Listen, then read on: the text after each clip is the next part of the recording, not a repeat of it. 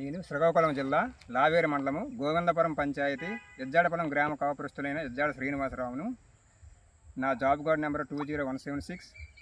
నేను ఒక సంవత్సరం అయ్యి ఉపాధి హామీ ద్వారా 60 మొక్కలు ఒక ఎకరాకు మొక్కలు వేసుకుంటుని ఒక్కొక్క మొక్క లోతు 3 అడుగుల చుట్టూరు తవ్వించినాము.